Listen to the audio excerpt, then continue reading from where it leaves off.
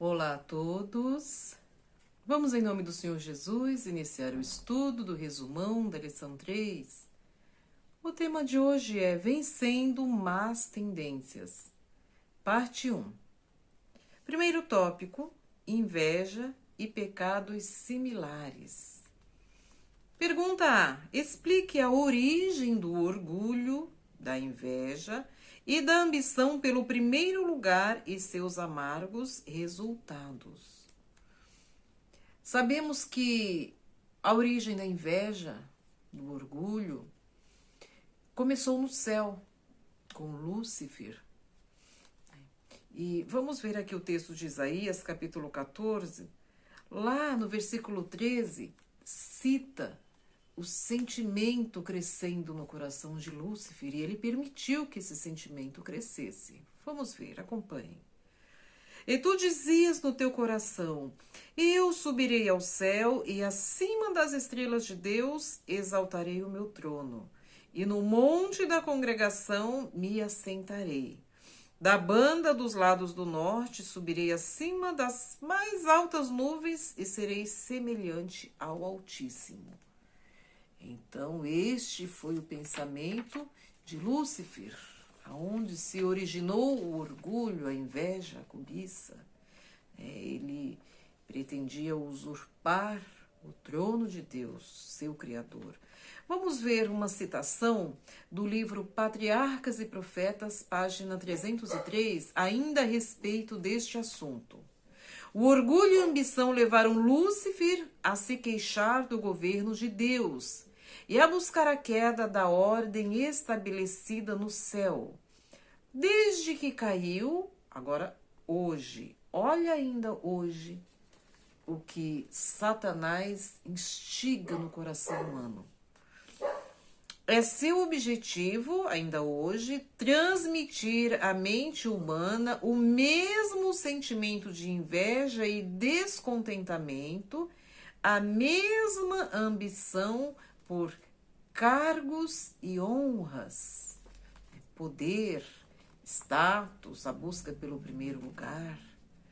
Pergunta B. Descreva a mente carnal candidata à segunda morte.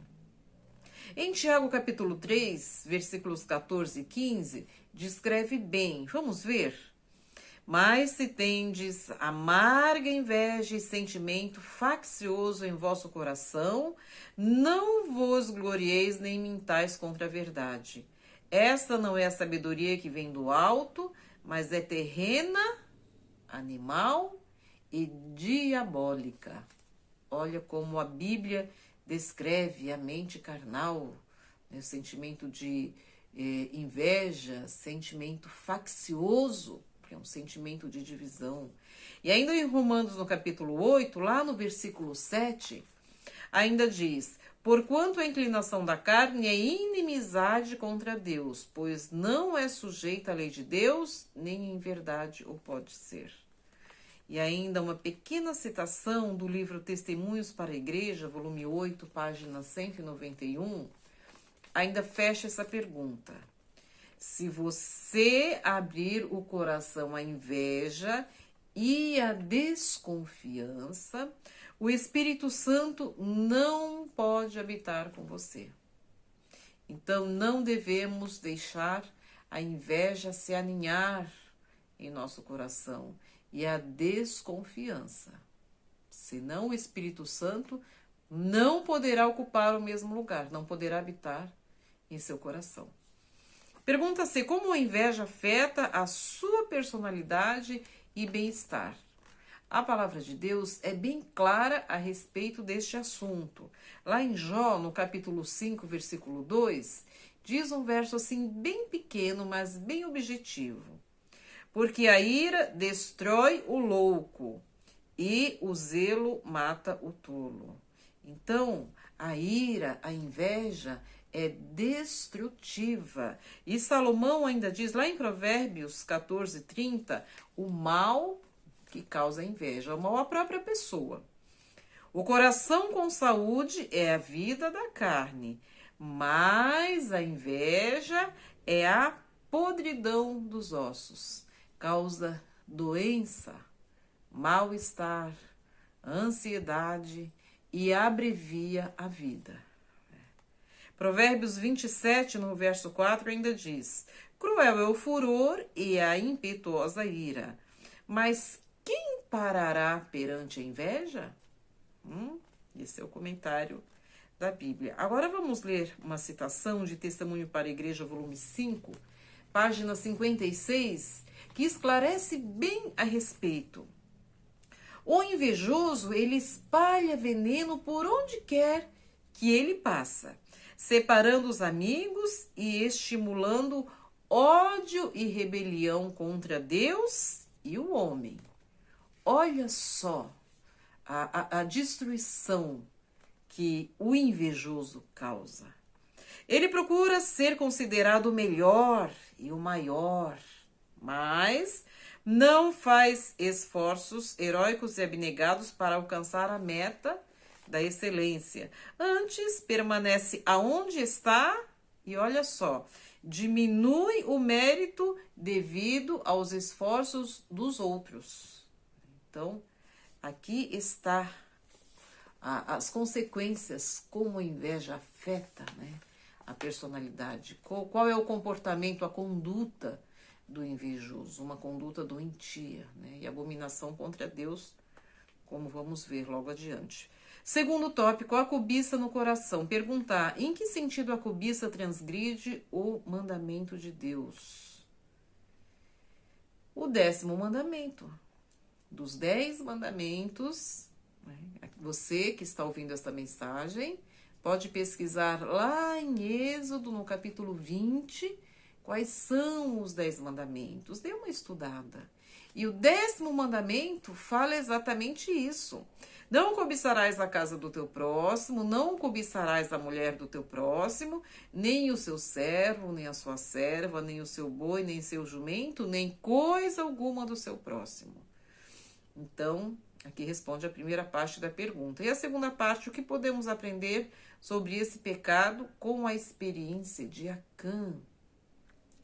Acã, ele, por causa da cobiça, desobedeceu às ordens divinas. E ele e sua família pagaram com a vida. Vamos ver. Uma parte do pensamento inspirado diz que o pecado mortal que levou à ruína de Acã estava enraizado na cobiça, um dos mais comuns entre todos os pecados e o mais levemente cobiçado. Então, Deus deu ordem: olha, vocês vão guerrear, mas não tragam nada da guerra, não tragam os despojos da guerra, deixem tudo lá. E Acã, ele cobiçou, ele mesmo falou, ele cobiçou uma capa babilônica muito bonita, ele cobiçou prata, cobiçou ouro e trouxe escondido, escondeu em sua tenda. Mas Deus estava observando a desobediência. A ordem de Deus foi para não trazer nada e ele trouxe escondido, como despojo de guerra, como desobediência a ordem de Deus. Tanto que ele escondeu, porque ele sabia que estava errado. E, infelizmente, ele e sua família, por não se arrependerem, eles foram castigados por essa tamanha desobediência. A cobiça é um mal que se desenvolve gradativo.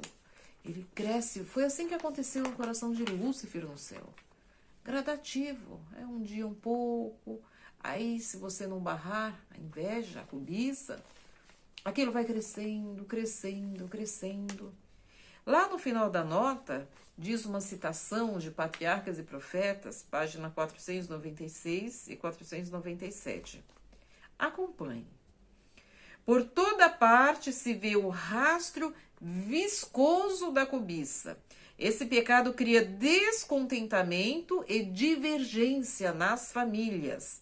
Atiça a inveja e o ódio dos pobres contra os ricos. Estimula a tirânica opressão dos ricos contra os pobres. Esse mal não existe apenas no mundo, mas, infelizmente, na igreja também. Vamos ver a pergunta B. Como devemos nos relacionar com os que são controlados pela cobiça. A Bíblia é bem clara a esse respeito. Lá em 1 Coríntios, capítulo 5, no versículo 11, diz: Mas agora escrevi que não vos associeis com aqueles que, dizendo-se irmãos, for devasso, ou avarento, ou idólatra, ou maldizente, ou beberrão, ou roubador. Com o tal, nem ainda comais. Este é o conselho bíblico. Pergunta C. Com quais outros pecadores os cobiçosos ficarão de fora do reino de Deus? Aqui em 1 Coríntios 6,10 tem uma lista de outros pecados que ficarão de fora também, junto com a inveja. Vamos ver esta lista de pecados acariciados no coração do ser humano hoje? Não erreis nem os devassos, nem os idólatras, nem os adúlteros, nem os efeminados, nem os sodomitas, nem os ladrões, nem os avarentos, nem os bêbados, nem os maldizentes, nem os roubadores herdarão o reino de Deus. Vejam que aqui é uma citação bíblica da palavra de Deus. Está em 1 Coríntios 6, versículo 10. Você pode comprovar em sua Bíblia. Vamos ver agora o terceiro tópico. Vamos falar um pouco agora sobre a ganância, o mal da ganância. Pergunta: assim que a inveja e a cobiça criam raízes no coração, o que vem a seguir? Nós vimos que é um mal gradativo. Olha só, em Jó, no capítulo 5, versículos de 2 a 5, vamos meditar nesta reflexão do livro de Jó. O ressentimento mata o insensato. É o que vem a seguir. Então, a inveja destrói o tolo. Morte, destruição. Versículo 3. Eu mesmo já vi um insensato lançar as raízes, mas de repente a sua casa foi amaldiçoada. Mais uma consequência, maldição para a sua casa. Versículo 4. Seus filhos longe estão de desfrutar segurança, maltratado nos tribunais, não há quem os defenda. Os famintos devoram a sua colheita, tirando-a até do meio dos espinhos, e os sedentos sugam a sua riqueza. Então, todas essas citações são consequências da inveja, da cobiça. Vamos ver agora a pergunta B. Qual é o resultado nos casos em que a riqueza é retida de forma egoísta por proprietários gananciosos? O enriquecimento ilícito. Vamos ver. Em Eclesiastes 5, lá no versículo 13, há uma citação bíblica bem clara a respeito. Há um mal que vi debaixo do sol e atrai enfermidades. Olha, a pergunta diz qual é o resultado. Enfermidades. As riquezas que os seus donos guardam para o seu próprio dano. Deus, ele não é contra a riqueza, mas aqui nós estamos falando de proprietários gananciosos. A riqueza adquirida de uma forma que não é aprovada por Deus, através da ganância. E o comentário inspirado ainda diz que o homem natural, cobiçoso e rico, conquista fortuna como um mercenário, esmagando e tirando a máxima vantagem de indivíduos para acumular um tesouro aqui, o qual finalmente lhe comerá a carne como se fosse fogo. Então, este é o pensamento. Agora a pergunta C diz assim: como os ímpios revelam o que está no coração e na mente? Lá em Salmos, no capítulo 10, no versículo 3, diz: porque o ímpio gloria-se do desejo da sua alma, bendiz ao avarento e blasfema do Senhor. Olha só, esse é o pensamento do ímpio. Agora vamos ver o quarto tópico, o orgulho. O conceito de orgulho é muito valorizado neste mundo, como as escrituras descrevem essa má qualidade. Em Provérbios, lá no capítulo 16, no versículo 5, está bem claro, O que o sábio Salomão diz a respeito do orgulho? Abominação. Já na primeira palavra já nos dá aqui, né? Como a escritura descreve. Abominação. É para o Senhor todo altivo de coração. Ainda que ele junte mão a mão, não ficará impune. Vamos à pergunta B. O que o Senhor fará com os orgulhosos? E a segunda parte diz: descreva o que o Senhor mostrou à sua serva, quanto às consequências do orgulho e como podemos evitá-las. Evitar as consequências. Primeiro vamos ver a primeira parte. O que acontecerá com os orgulhosos? O que diz as Escrituras em Provérbios 15, 25? O Senhor arrancará a casa dos soberbos, mas firmará a herança da viúva. E ainda em Provérbios 16, 18 e 19 diz: a soberba precede a ruína. Vejamos que aqui o significado de precede é alguma coisa que está colocada diretamente antes, né? Antes. Estar colocado imediatamente, na verdade. Imediatamente antes. Então tá bem próximo de um evento, de um acontecimento. Vamos ver novamente do início do texto. A soberba precede a ruína. Então, o soberbo logo entrará em ruína. E a altivez de espírito precede a queda. O altivo de espírito logo estará em queda. Melhor é ser humilde de espírito com os mansos do que repartir o despojo com os soberbos. E ainda em Lucas, no capítulo 18, no versículo 14, diz: digo a vocês que este desceu justificado para a sua casa e não aquele, porque todo aquele que se exalta será humilhado, mas aquele que se humilha será exaltado. Agora a segunda parte da pergunta, né? O que o Senhor mostrou, né, a respeito deste assunto e como podemos evitar as consequências do orgulho? Vamos ler um pensamento inspirado, uma citação de Testemunho para a Igreja, volume 1, páginas 132 e 133. Vi que Deus odeia o orgulho. Foi o que Deus mostrou, aqui respondendo esta parte da pergunta. E que todos os orgulhosos e os que praticam o mal serão como restolho, e o dia por vir os queimará. Vi que a mensagem do terceiro anjo ainda deve atuar como fermento em muitos corações que professam crer nela, para os purificar do orgulho, do egoísmo, da cobiça e do amor ao mundo. A última parte da pergunta diz: como podemos evitar as consequências do orgulho?